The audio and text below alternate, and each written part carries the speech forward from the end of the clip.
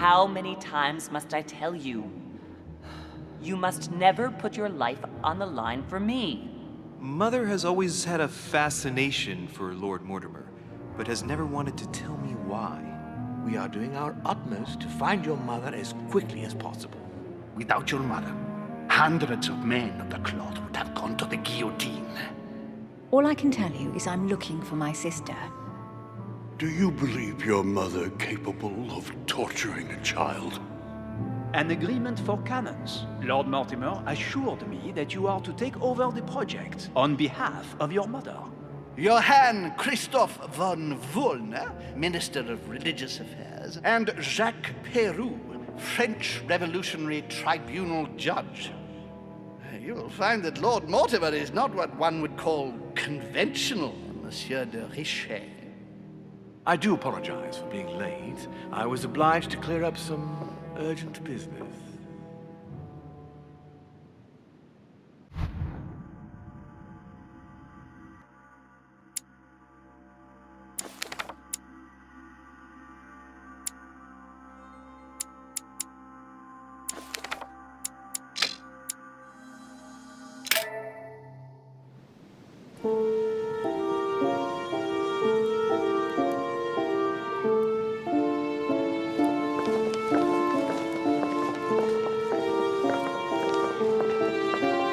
At last we meet, Monsieur de Richet. Do you mind if I call you Louis?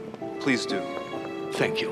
I wish to apologize wholeheartedly, Louis. I made you cross the seas, and I wasn't even here to welcome you. When I asked you to join us here, it was, of course, in the hope that you would help us find your mother. Unfortunately, I am now confronted with another problem, which I would rather have done without. You see, last night, Miss Adams also went missing.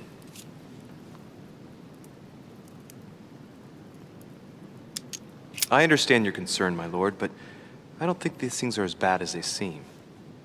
I have had my people searching for her all over the island. Alas, to no avail.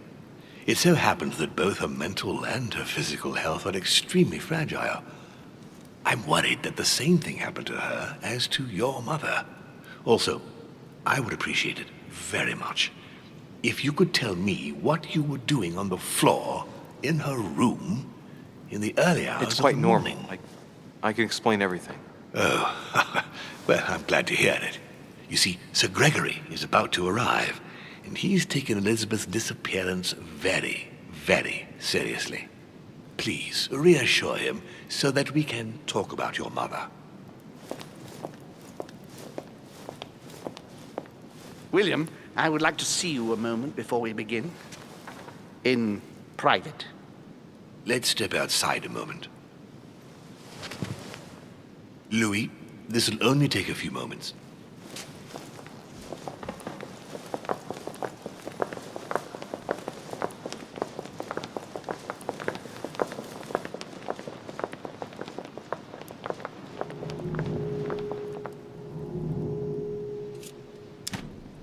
Better not make myself look more suspicious than I already do.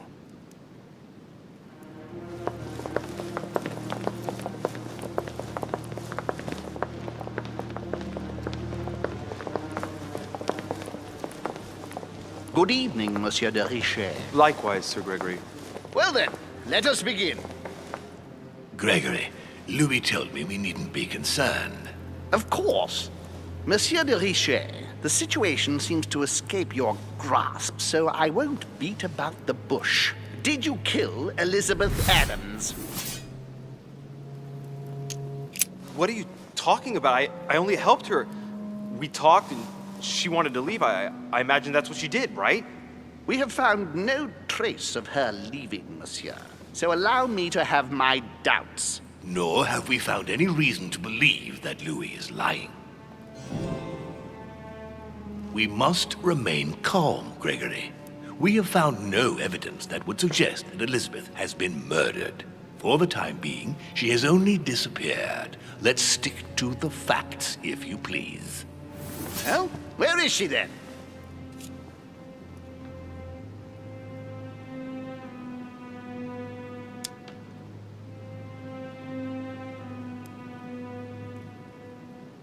I'm not absolutely sure, but I'd wager she's gone to visit her sister. I beg your pardon? Good Lord! You mean Abigail? Yes, they've been keeping in touch by mail. Elizabeth always dreamt of meeting her. I wouldn't be surprised if she went to see her. Damnation, William. This is a fiasco. Sir, you don't seem to realize just how serious this is. Let's try and remain calm, Gregory. In any case, it would be far better if Elizabeth really has left the island, as Louis says. Why do you think she wanted to leave?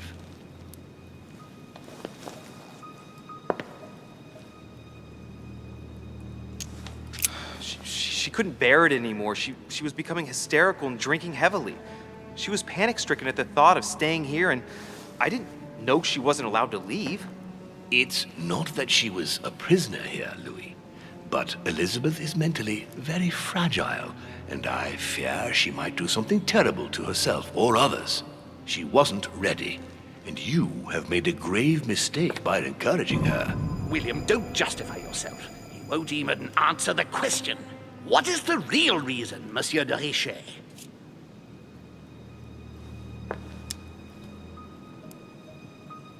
She was terrorized by my mother's presence here. Just the thought of coming face to face with her was unbearable. Did she tell you why? Yes, she brought the subject up. I'm sorry, Louis. It couldn't have been easy to hear. For your sake, I sincerely hope that she got there safely. Monsieur de Richet, I apologize if my words seemed a little abrupt. I dare not think what would happen if Elizabeth came across your mother on the island. Your generosity may well cost you dearly. I understand, my lord. I certainly regret it. You don't need us for any of this. So come along, Monsieur Peru. We are leaving.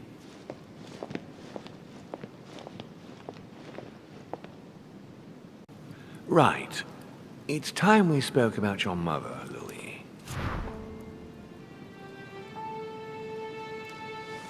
She seems to be making every effort to steer clear of your guests. What do you mean? For the past few weeks, my mother's been playing cat and mouse, if you will. I don't know why, but it wouldn't surprise me to learn that she's trying to avoid someone. The question is, who? And in your opinion, would she be the cat or the mouse? Knowing my mother, she would be the cat. That doesn't make me feel any better, Louis. What was the official reason why my mother came to your island? I knew about your mother's activities, and yours, in the Golden Order. I thought we had everything to gain by working together. You mean the canon deal with Monsieur Bonaparte? Among others, yes. How did you hear about that? Monsieur Bonaparte came to speak to me about it yesterday, during lunch. I see. So impetuous. He was supposed to let me speak to you about it first. Our friend Napoleon desperately needed financial backing to properly equip his army. I took it upon myself to back him because I have a firm conviction that he can go far. Yet he told me that you had spoken and that you hadn't been able to reach an understanding. That's putting it mildly. Monsieur Bonaparte is one of those guys who only understands people who think like he does. Ah, I see what you mean. He is indeed rather inflexible when it comes to certain subjects. But I am still of the opinion that you can manage to get along. We shall see. However, there's one thing that surprises me. Did my mother intend to finance a war? I'm not sure that I follow. No, your mother's aim was not so much to partake in a war, but rather to make Monsieur Bonaparte accountable.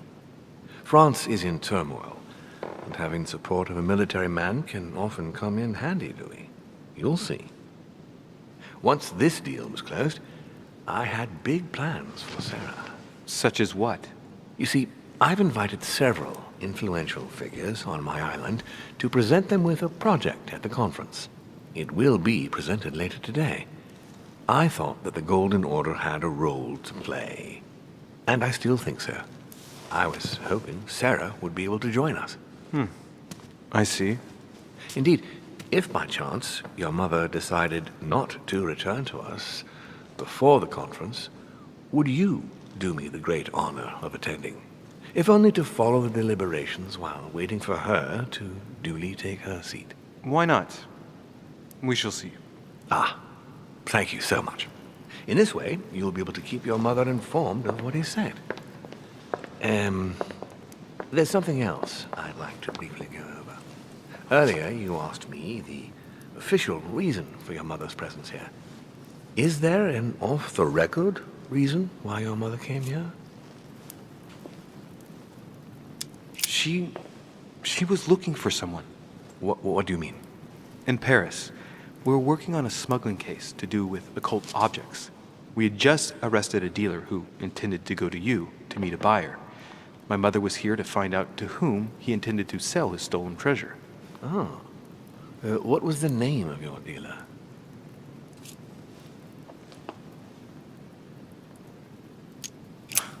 I can't remember exactly. Von something or other. Von Wollner?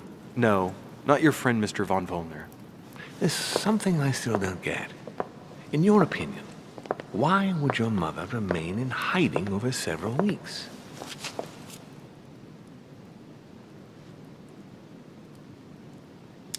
Maybe she found something out. What do you mean? My mother has a gift for investigating. If she had picked up a lead, nothing would have stopped her. The only thing I can tell you is that Sarah had indeed changed. At the beginning of her stay here, we enjoyed spending time together, solving the world's problems.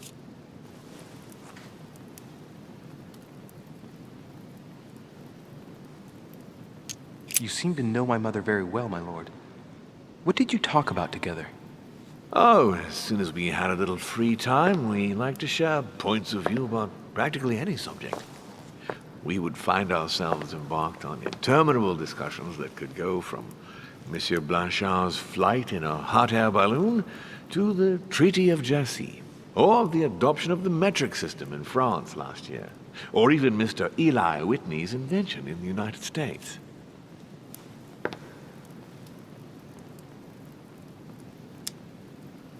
The armistice between the Russians and the Turks. Russia's come out of it having officially won Crimea, which gives it direct access to the Black Sea. And, at the same time, the Mediterranean Sea.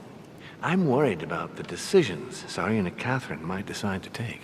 She's a woman who managed to get rid of her husband to accede to the upper reaches of power. Gaining access to the Mediterranean Sea remains her main objective. When she still had that dear Potemkin as her lover, I could always find out about her intentions, but those days are over. You're speaking of Grigory Alexandrovich Potemkin? The very man. The little devil behind the mother of all Russians. Since his death, I know absolutely nothing of what the Tsarina is up to. Oh, really? Ah, yes. I didn't mean to shock you. Please forgive me. Let's just say that, in my position, it is often advantageous to know about the habits and customs of world leaders. I'm surprised she didn't get you started on the Crusades. It was her favorite subject. Are you joking? Sarah and I spent entire days together reliving them. It so happens that the Crusades are also my subject of predilection, especially the Third. My ancestor distinguished himself brilliantly during the siege of Saint-Jean d'Acre.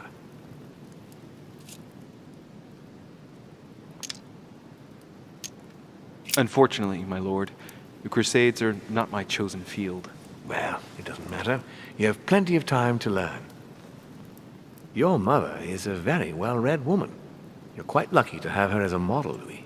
Yes, I know, but I'm still very worried. I must admit, there are worse things to worry about now, Louis. What do you mean? Since she disappeared, your mother has been seen once. Her behavior on the evening of your arrival greatly surprised Gregory and myself. She resurfaced to attack Emma, Emily Hillsborough's twin sister. And she shot her with a pistol. Then, before Gregory could intervene, she ran off and disappeared again. I beg your pardon? Hang on. That means my vision on the wharf, it was actually happening inside the manor. Mother shot Emily's sister? The very person she came looking for? Why would she do that? Excuse me, but between that and the childhood of Lady Adams, it's all a bit much for me to cope with. I need to piece it all together again to see things more clearly. You said that you spent a lot of time talking together at the beginning. What happened for that to change? I'm afraid I haven't much to tell you. The more the days went by, the more she withdrew into herself. She never gave me an explanation, until the day came when she purely and simply disappeared. Where did she go when she wanted to be alone? She would shut herself away in a room we use as a box room upstairs. Would you allow me to go there? Naturally, Louis, of course. I'll send you a servant to open it. Thank you. That's all I can tell you about the disappearance of your mother, Louis. I would like to have been more helpful. I shall stay on her trail and follow up any leads. Thank you. We will meet later on to welcome our last guest. In the meantime, I shall get someone to open the box room upstairs for you. Thank you.